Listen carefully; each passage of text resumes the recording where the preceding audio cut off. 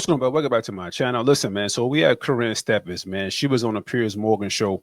Karrine Steffans is a old time video vixen, man. Video vixen is the models in the video shoots, the rap videos and stuff like that. You know what I mean? The beautiful woman that you might see in a bikini and stuff like that. Karrine Steffans has been all around the world. Many videos, many rappers and stuff like that. Allegedly slept with a lot of rappers also. And she really did sleep with a lot of rappers. She even wrote a book about it. You know what I'm saying? So video vixens, man, is not in today's society now, but back in the day, video vixens was like the hottest thing out. You know what I'm saying? In every video, you have to have a bad chick in the video. And Karrine Steffans was one of them. So now she was on the Piers Morgan show, and I guess she like I said, she was around the block all around. She known a lot of rappers and stuff like that. So she known Diddy also. And allegedly, I think they dated. But she's on the Piers Morgan show and just talk about her interaction with Diddy, man. Let's get into it.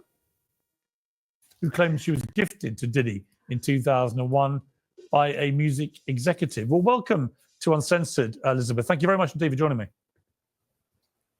Thank you for having me. A lot of people are kind of aware of your history with Diddy, but for those who know nothing about it, how would you categorize your time with him?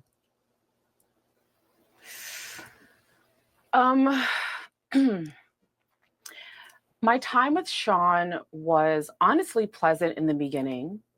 To my recollection, the first time we met, we spent the night together, but he was a consummate gentleman with me in that evening, again, to my recollection. And every other time I saw him after that was in a group setting, so it was fine. The last time I saw him, however, things had taken a bit of a turn.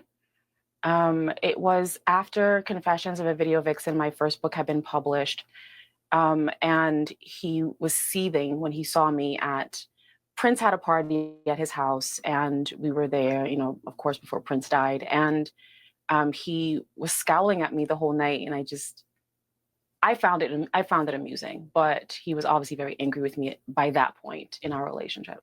I never heard of a word scowling. Somebody's looking at you. You call it scowling?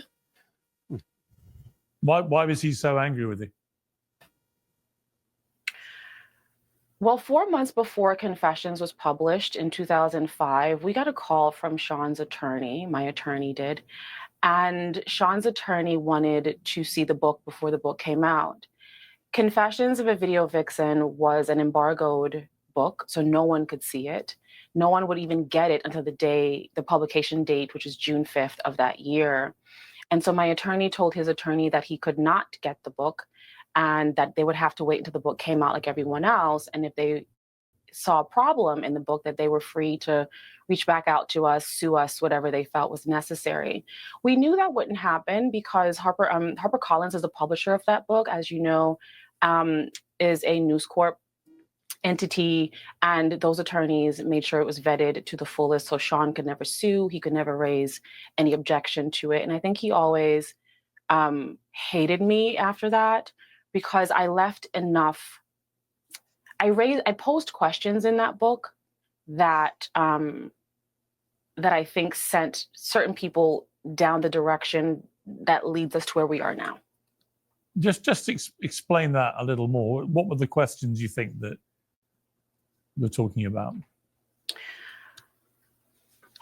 Well, honestly, I'm just now getting context on a lot of the questions that I had then. After the trial gave me way more context.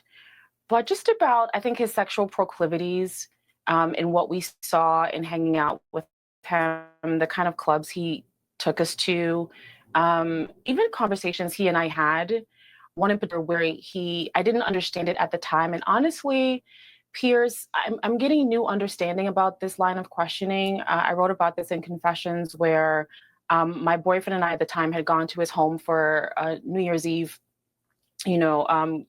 Christmas, New Year's Eve kind of festivities. And he pulled me to the side and was just like, we're friends, right? We're friends. And I was like, yeah, we're friends. And like, we're good. And I'm like, yeah, we're good. And I couldn't figure out what he meant. And I wrote about this where I didn't know what he was talking about. And he just kind of went on to say, I have kids, I have a mom, and if anything got out, it would really hurt them. And I honestly, at that point in stage, did not know or remember what he was talking about. And so we just kind of laughed it off, like, what's going on with him, and things that he said to my boyfriend, like, don't trust her, she might have her on video with, in precarious positions, and this is back before cell phone cameras. So I was just like, what video? I didn't understand any of it. Now after the trial and the things that have come out from the trial, this gives these conversations a lot more context. But at the time when Confessions came out, it did make us all wonder, what was he so afraid of?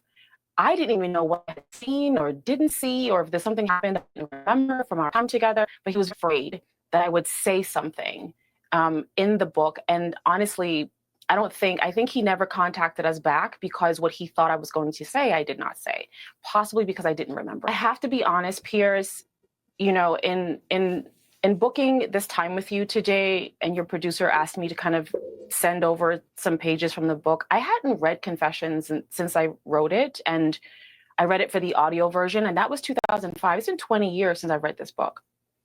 And in reading what I sent over, which is what I just described to you right now, I wonder a lot of things. He was so afraid that I knew something.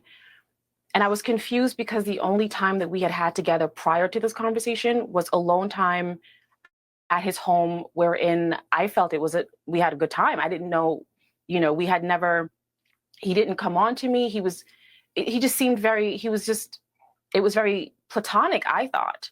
So I was confused as to what was it? And so I have to admit, my mind kind of races now that I have more context of his proclivities and what he's capable of what he was so afraid of, what he thought I knew or what he thought I remembered. I mean, in the book, you talk about the first time you met Diddy in a nightclub at 3 a.m. You said, right there in front of me, Diddy and Gotti, who was the Murder Inc. Records boss, Irv Gotti, made arrangements to send me to Diddy's house in 1 hour. It was 4 a.m. I turned up to Diddy's home in my SUV. There were security guards in the driveway, all dressed in dark suits with their hands in front of them. They had been expecting me. The things that went on when Gotti and I were together are almost unimaginable to me now. But in the haze of drugs and liquor, it all seemed all right. I was being used over and over again, man after man, all friends and acquaintances of Gotti's. I quickly became Gotti's showpiece. He would turn other people in the industry onto me. I was his party favor. Whenever there was anyone Gotti wanted to impress, he would send them to me and I'd take care of them. Wow. That right there.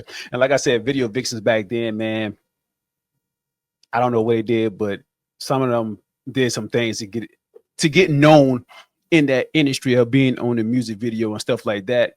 And Karrine Steffans, who's right here, she was big time video vixen, but like I say, she knew a lot of rappers. Allegedly, she slept with a lot of rappers, and she wrote that book right there. Piers Morgan is reading what she wrote in that book that she did at Irv Gotti, who was the owner record company Murder Inc. You know what I'm saying, with Ja Rule and Ashanti, his artists and stuff like that. So she got around. You know what I'm saying?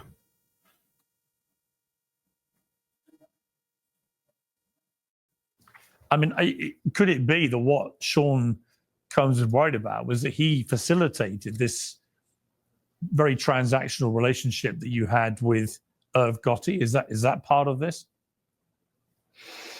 I don't think that was it. And honestly, I think it was more insidious than that. The fear, the fright that he had during that conversation at his Miami home, back in whatever year that was, he seemed terrified that I had known something. And I just don't know what he thought I knew or remembered. The transactional nature of how we met, and which is why, I said in various interviews before that I was gifted to him, it was because no one asked me if I wanted to go. No one asked me. They talked about me as if I wasn't there. You see what she said? She said transactional. Like she was being paid to do with other things with other men and stuff like that. You know what I mean? Property to cart around. And that's what they did. If they would have asked me, I still would have gone. So I didn't hold any objection at the time because I would have still done it. Being 21 and it's Diddy and we're having fun and it's just a Saturday night out in LA. Did you actually ever have any kind of sexual relationship at all then? I'm sorry, what was that? Did you actually have any kind of sexual relationship with Diddy at all? No, Diddy and I did not. No, well, not to my knowledge. Now you see what she did there. She said no. Then she said not of her knowledge. So what do you mean by that? Not of your knowledge. Like I'm thinking when she says something like that right there, I don't know. This is my first time seeing this interview. So it's like, is she trying to come up with a lawsuit? You know what I'm saying? Like, so what do you mean by that? Not to my knowledge. I don't. Honestly, I'm questioning a lot of things right now. What you think? So not to my knowledge. No, I don't think anything right now. Just not to my knowledge, because honestly. That's a very strange response, though, to not remember whether you did or not. Yeah, isn't it? Mm. It is.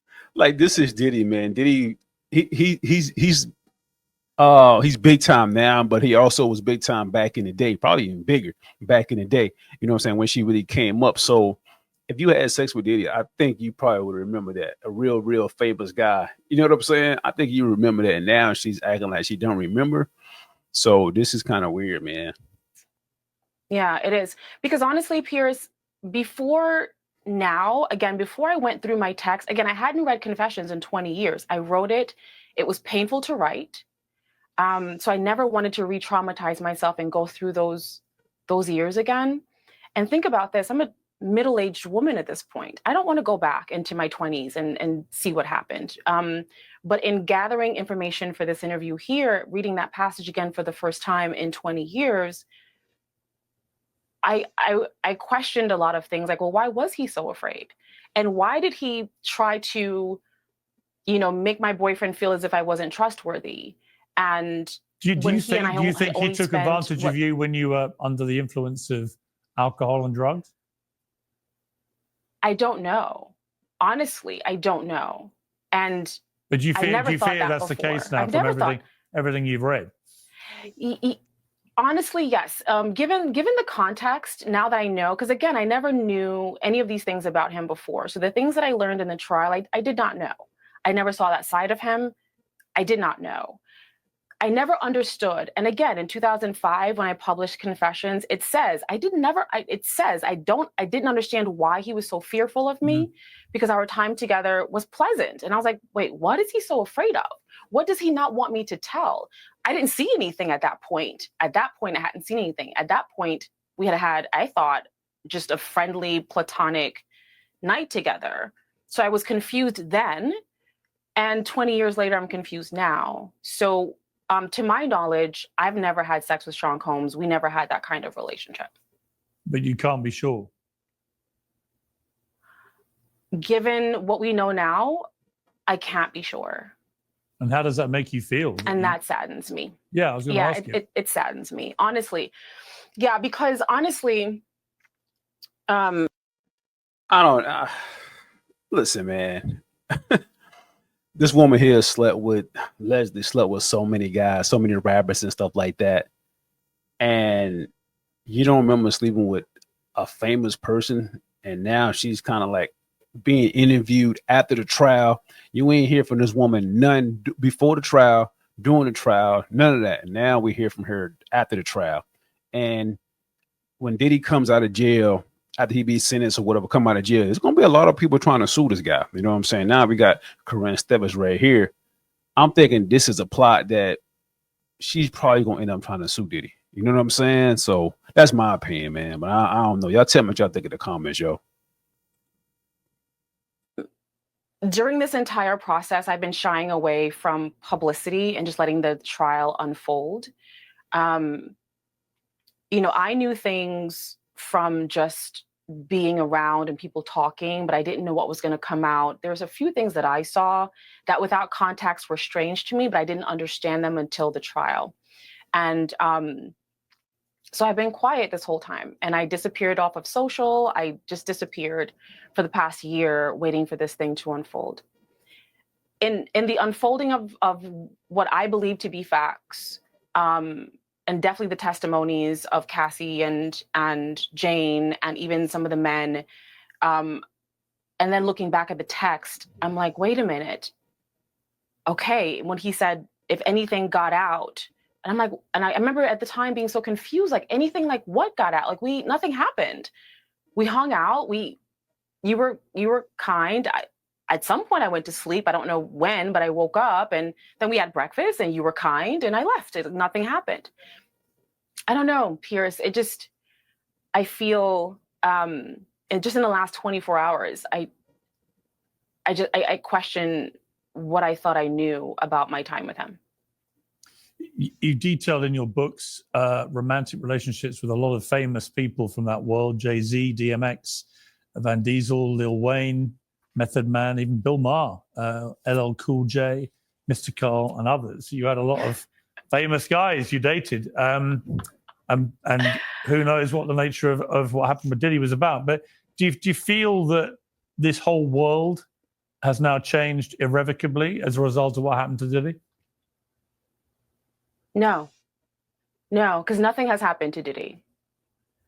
Nothing has happened to Sean at all. What has happened here is that, here's the deal. It's not a Diddy issue. Like, Diddy is a problem, but he's not the problem. Okay, he's not the problem. From Cosby to Combs, Weinstein to Epstein, and everything in between, they're all different tentacles of the same beast.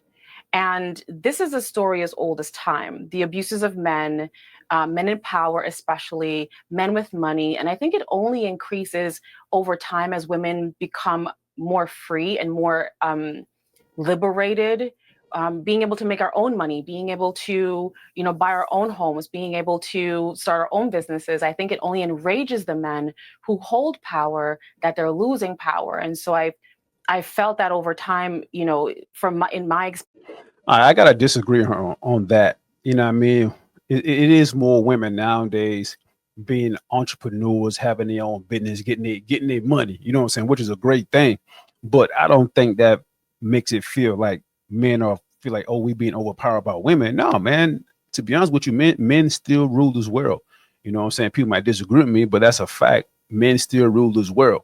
Having women who are entrepreneurs and making their own money, yeah, that's great and all, but that doesn't really make a man insecure about that. You know what I'm saying?